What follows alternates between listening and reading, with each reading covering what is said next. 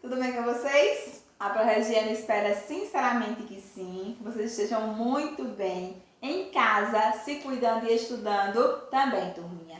Hoje nós vamos para mais uma aula de história e vamos focar na última etapa aqui dessa era Vargas, que vai ser aí a ditadura do Estado Novo, de 37 a 45. Então é um momento que Vargas já assume aí o poder na forma de ditadura, não mais com a liberdade que tinha no período constitucional, ok? E a gente encerra essa primeira etapa de Vargas no poder com essa aulinha de hoje. Então, aproveitem a explicação. Então, quero revisar com vocês, esse quadrozinho que você já conhece de cor e salteado, tá bom? Mas é muito importante que vocês entendam essas fases do governo de Getúlio Vargas. Esse governo aí que foi contínuo. Essa fase aí de Getúlio Vargas no poder que foi contínua, tá bom, turminha? Primeira fase foi o governo de transição, governo provisório. Vai de 1930 a 1934. Nessa fase, transição, é provisório, por quê, nono ano? Porque era o momento que Vargas estava no poder, mas ele não tinha sido eleito. Ele estava ali só para poder organizar o processo eleitoral, tá bom? E aí, nesse momento, a gente teve dois pontos que vocês precisam lembrar aí, que é a Revolução de 1930, que leva Vargas ao poder, até porque ele não tinha sido eleito, ele vai a partir de um movimento, e de um golpe, até porque tinha sido outra pessoa eleita e ele não deixa essa pessoa assumir, ele assume. E a Revolução de 2 anos depois, de 1932. Essa revolução, que acontece 2 anos depois, a gente já trabalhou aí, tem aula só sobre esse conteúdo, é uma revolução que era liderada pelos paulistas, que estavam insatisfeitos com Vargas aí, como esse governo provisório. E aí pedem o quê? Novas eleições, Eles querem o quê? Uma nova forma de governo, tá bom? Então, primeira fase é essa, fase bem conturbada. Na aula passada, nós trabalhamos o governo constitucional. É o momento onde ele cria essa Constituição, tá bom? E dentro desse processo, ele puxa aí o processo eleitoral, as eleições, e ele é eleito, ó. E aí ele fica de 34 a 37. Lembro a vocês que ele deveria ficar até 38, porque era 4 anos aí, não é? Por que ele só dura até 37? Na aula passada ela explicou. Por quê? Porque ele dá um alto golpe, Então, ele cria aí uma estratégia para poder permanecer no poder. E aí a gente entra na última fase, que é a fase do Estado Novo, ainda Vargas no poder, e a gente conhece como uma fase ditatorial, que vai de 1937 a 1941, que é o nosso foco da aula de hoje. Então, vamos aqui continuar entendendo. Vargas, os anos aí de governo de Getúlio Vargas é marcado por muitos conflitos. Mas Vargas, ele era um presidente que ele não se abalava não, Então, tinha conflito, ele ia lá e resolvia. O que é que botava medo, O que é que Vargas tinha medo? Perder o poder. Então, gente, tudo que ele vai fazer durante esse governo aqui constitucional é para não perder o poder. Então, observe aqui que, mesmo com grande estabilidade política, ele consegue aí controlar. A gente trabalhou na aula passada que aqui a gente tinha, nesse momento, uma radicalização, tá bom? O governo, a sociedade como inteira estava num momento de radicalização. E todo mundo enfrentava Vargas. Os militares, a ANL, a AIB, todo mundo fazia enfrentamento. Só que Vargas ia conseguindo muito bem aqui lidar com todo mundo. E aí, a gente tem um episódio que vai dar a característica para que Vargas, consiga dar aí um alto golpe e permanecer no poder, que vai ser a intentona comunista. A gente explicou bem direitinho na aula passada, eu vou só relembrar aqui com vocês. É o momento que a ANL, ou seja, o pessoal da extrema esquerda, tá bom? A gente tinha aqui a AIB como extrema direita e a extrema esquerda aqui faz o quê? Tentam, tentam aí tomar o poder de Vargas. E aí, isso acontece aí em 1935. Então, essa intentona comunista é uma fase que eles tentam aí entrar e tomar o poder. Vargas consegue controlar, porque eles não organizaram muito bem, foi até um movimento, bem desorganizadinho aí essa tentativa de tomada. E aí Vargas rapidinho consegue, acalmar os ânimos. Só que ele observa que essa intentona comunista poderia fazer com que ele permanecesse no poder. Ele poderia utilizar a seu favor. E aí ele faz o quê? Bobo nem nada, né, que ele não era. Ele elabora o que a gente conhece como Plano Cohen. O que foi esse Plano Cohen? Então, inclusive está na aula passada, viu? Estou só relembrando com vocês. Foi, né, uma suposta carta, que não tinha nem 8 linhas essa carta, que dizia que os comunistas iam tomar o Brasil. E como naquele momento o mundo inteiro temia, tinha um medo horroroso de comunista, né, de pessoas, né, que tinham essas ligações com as ideias socialista-comunista, faz, né, ele cria esse plano aí e divulga aí, né, para a questão nacional. Todo mundo que era contra a Vargas passa a ser a favor. Então, bom, a gente não pode deixar os comunistas tomar o país. Então, a gente vai apoiar para que Vargas permaneça. Só que Vargas, ele não poderia ficar mais no governo. Por quê, gente? Porque ele só poderia ficar 4 anos. A Constituição dizia o quê? Que não poderia ter uma reeleição. E aí, no ano, o que acontece? Apoiado por todos os setores que antes, né, faziam oposição, mas que agora apoia, quem eram esse? O pessoal, né, ligado daí à extrema-direita, né, que tinha o maior medo dos comunistas, e os militares, principalmente, faz o quê? Vamos apoiar. E tem mais, o mundo estava vivendo uma onda de governos totalitários. Lembra que a gente trabalhou? Então ele faz o quê? Foi fácil, a partir desse plano aqui, né, que os comunistas iam invadir, conseguir apoio de todas as camadas da sociedade. E aí, minha gente, com esse plano, né, que nunca foi colocado em prática porque os comunistas não iam, de fato, tomar o poder, né, até porque tinha que ter uma organização que eles não estavam tendo naquele momento. E aí, ele fez o quê? Pegou essa informação, né, bem direitinha, e fez o quê? Apoiado por todos, dá um alto golpe. Ele, né, explicando para a sociedade que era a única forma dos comunistas não tomar o poder, ele se permanece no governo, agora a partir de um governo não mais constitucional, mas sim ditatorial. E assim ele entra nessa última fase. Então, quando ele tem, né, quando ele consegue aí o que ele queria, que era permanecer no poder, ele faz o quê? A primeira coisa que ele faz é cancelar as eleições do ano seguinte. Então, isso acontece em 1937.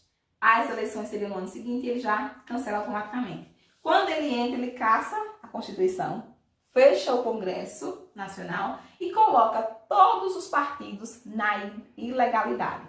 Todo mundo que tinha partido não poderia ter mais porque era ilegal. E aí, turminha, em novembro de 1937, o golpe de Estado estava concretizado. Vargas permaneceria no poder agora até 1945, aí numa fase ditatorial, ok? E aí, como foi esse Estado Novo? Essa fase foi conhecida assim, né? Como Estado Novo. É um momento de centralização do poder e da questão da autoridade, né? Então, ele vai, né, caçar agora todas as questões, só ele vai poder executar tudo que é pensado aí. Então, turminha, esse momento aqui, a gente precisa entender o seguinte, que ele fecha o Congresso é o quê, minha gente? O Congresso ajuda, né, ele, que é o poder executivo, a governar. Só que agora não, ele não quer mais, né? Não precisa mais. Então, ele aqui faz tudo, ele manda, ele desmanda, né? Então, ele governa o Brasil como ele bem quer. Por quê? Porque ele faz aqui, né? Suspende tudo que poderia, né, ir para um outro viés que não fosse o dele. Outra questão, se você observar, é que esse governo de Vargas, de 37 a 45, é um governo que se apoia, que tem características fascistas, tá bom? Vocês já sabem o que é esse movimento aí. Então, ele se apoia muito nos ideais de controle que o fascismo tinha. Então, ele vai começar a aplicar essas ideias aqui no Brasil, né? De uma forma bem mais branda, mas aplicando, tá bom? E aí, ele vai tomar várias medidas quando ele entra nessa fase do governo, né? Para poder controlar essa sociedade. As principais medidas, e aproveita aqui porque é importante, vocês sabem, é fazer primeiro a criação do departamento de imprensa. Todo governo ditatorial precisa do quê? Uma imprensa que seja a favor, né, e que propague os seus ideais. E no Brasil, nessa fase, não foi diferente. Ele cria a DIP, que é esse departamento de imprensa aí, só para falar bem dele. Inclusive, ele tem um programa nessa época, que ele chamava assim, ó, A Hora do Brasil. Então, ele falava, ele estimulava, né, colocava para a população tudo que era necessário aqui, né, que o Brasil continuasse a fazer. Estabelecimento do controle social, cria nesse momento, inclusive, a pena de morte. Quem for contra ao governo é para matar, tá bom? Então, aqui foi instituída a pena de morte por questões políticas, tá bom? Controle sobre o poder judiciário e legislativo, entendendo que ele era o poder executivo. Então, além do poder executivo que está na mão dele, ele também controla o judiciário e o legislativo. E legalidade dos partidos, que eu já falei para vocês, criação do Departamento Administrativo de Serviço Público, também para poder controlar todas as atividades aí desse serviço público. Além disso, né, ele também vai ter a criação de empresas públicas estatais, do Estado, né, para poder aí ajudar nesse processo aí, né, econômico. Que vai ser aqui a questão da Vale do Rio Doce, né, que é criada nesse momento, e também a questão da hidrelétrica aqui do São Francisco. Então, todo esse processo ele faz para quê? Para poder enaltecer a sua fase nesse governo. Então, gente, é uma fase que ele tem muita construção, né? Que ele ganha muita coisa. Então, muita gente fica naquela dúvida, ele era pai do pobre ou a mãe do rico, né? Então, ficava muito essa questão aí, tá bom? Outras criações foi a consolidação das leis trabalhistas. Lá no finalzinho do seu governo ditatorial, ele cria muitas questões aí para fortalecer a questão do trabalho. Entenda que ele aplica as relações de trabalho nesse momento que existia no fascismo, tá bom? Que era a questão das relações de trabalho entre a questão dos donos aí, os operários, né? Que deveriam ser mediadas pelo Estado. Então ele acredita que ele é que deveria aí controlar esse Estado, né? Essa questão dessa relação aí entre essas duas figuras. Dessa forma, Vargas fez o quê? Cria mecanismos para controlar os sindicatos, tanto dos patrões quanto dos trabalhadores. E aí, gente, dentre essas, né, várias medidas que ele vai tomando para poder controlar todos os setores, inclusive o setor do trabalho, ele cria o Ministério do Trabalho. Não tem o Ministério do Trabalho hoje que dá todas as normas para os trabalhadores brasileiros? Ele cria nesse momento. Só que naquele momento era um órgão que era subordinado ao governo. Quem mandava era o governo. E essa subordinação era justamente para controlar essas relações de trabalho, que deveriam acontecer de acordo com o pensamento com que ele colocava. Então, um dos grandes ganhos dessa fase de Vargas é essa criação do Ministério aqui do Trabalho, tá bom, gente? Mesmo ele servindo, né, para uma função específica, naquele momento que era controlar, é bom, né? É um ganho porque a gente já tem aqui alguma entidade que vai controlar esse setor.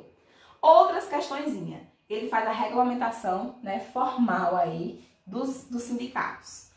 Todo sindicato, para existir, tem que passar pela aprovação do governo, tá bom? Então, é regulamentado, mas tem que seguir o que o governo determinar. Até porque é uma ditadura, né, nesse momento. Criação da consolidação das leis, né, do trabalho aí, que é a CLT. Essa consolidação, minha gente, dessa CLT é um documento que vai normatizar, vai ser um conjunto de regras para consolidar os direitos trabalhistas. E aqui eu coloco, gente, nesse momento, inclusive, alguns que é bem importante, tá bom? Regulamentação da jornada de trabalho, de 44 horas semanais, tá? Tudo bem organizadinho, a gente vai colocar aqui, né? 8 horas por dia, tudo bem organizadinho. Criação do salário mínimo, tá bom? E a igualdade salarial. A partir de agora a gente tem um salário que deve ser pago para quem exerce cada função. E também a questão dessa criação, né, de um salário que tem que ser no mínimo isso. Multa para demissão sem justa causa é criada nesse momento, ó. A gente tem até hoje essas coisas aqui, mas tudo criado no governo Vargas. E a licença maternidade. Eram alguns dos pontos dessa CLT que é construída nesse momento aí. Então, a CLT causou aí, né, uma comoção dos trabalhadores, porque eram alguns benefícios, né, para essa população. Então, eles, né, inclusive apoiavam Vargas por conta disso, tá bom? Foi aí um dos pontos principais desse momento aqui, tá bom? Ministério do Trabalho, CLT, regulamentação dos sindicatos, tudo isso aí acontecendo. Bom, aqui a gente estava próximo ao fim. E como foi o fim dessa era Vargas, né?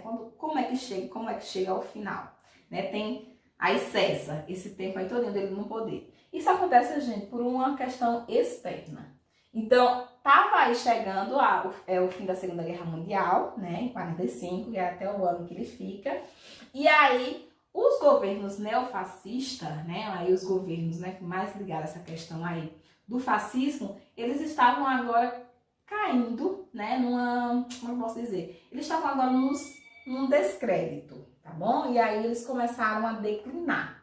E como o Vargas seguia essa forma de governo, também começou a dar problema para ele aqui, né? Então o pessoal começou a pressionar para que ele chamasse as eleições.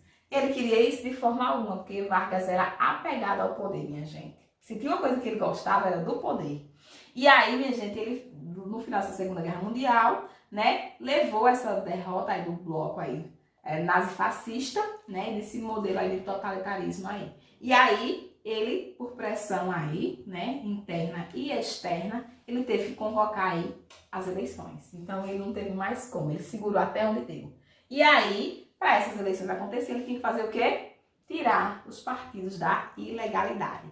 Essa eleição ia acontecer no dia 2 de dezembro de 1945, tá bom? O ano que finaliza a Era Vargas. Finaliza como? Por uma pressão que ele sofreu para chamar essas eleições. As eleições aconteceram, mas antes dessas eleições acontecerem, ele criou um movimento, que é o queremismo. Que movimento é esse, professora? Foi um movimento que o próprio Vargas cria para colocar na população, né, instigar na população esse desejo que ele não saia. Então, ele fez o quê? Mesmo com o processo eleitoral acontecendo, ele coloca aí, né, essa ideia, ele lança esse movimento que foi colocado aí para a população de forma geral. E o lema desse movimento é "Queremos Vargas de volta". Olha a frase. E aí ele tenta, a partir desse movimento, né, conseguir ficar mais tempo no poder. Só que aí ele apresenta ao Congresso, mas o Congresso não prorroga. Essa camada dessa população, que quando ele tira os partidos da ilegalidade, ele já abre aí o Congresso novamente, né? E aí, turminha, esse Congresso deles não dá mais, né? Não tem mais como permanecer. E aí ele, né, foi forçado a renunciar. A contragosto, não gostando muito, mas teve, sim, que renunciar. E as eleições aconteceram e o candidato vencedor, né, a gente sabe aqui que foi Gaspar Dutra. E aí ele assume o poder aí quando Vargas tem que sair. Ô, gente, e aí a gente acaba essa fase aí da Era Vargas, esse primeiro contato aí de Vargas no poder, que dura um tempinho, né? Ele aí fica durante esse tempo todo aí. Depois ele volta ao poder, eleito novamente, tá bom? Mas aí é uma outra conversa, é um outro momento pra gente poder debater. Então, a Pro queria finalizar com vocês marcando essas questões aí desse governo que teve muitas criações, né, para o Brasil, ajudou muita gente, mas também foi um governo, né, que também prejudicou em alguns pontos. Tá bom? E a gente finaliza aqui esse momento da Era Vargas. Revejam aí todos os pontos, porque é aquele conteúdo que é danado para cair em tudo que a gente vai fazer na vida, tá bom? Fiquem com Deus, aproveitem a aula, tá bom? E até o nosso próximo encontro, ó. Cheiro da Pro!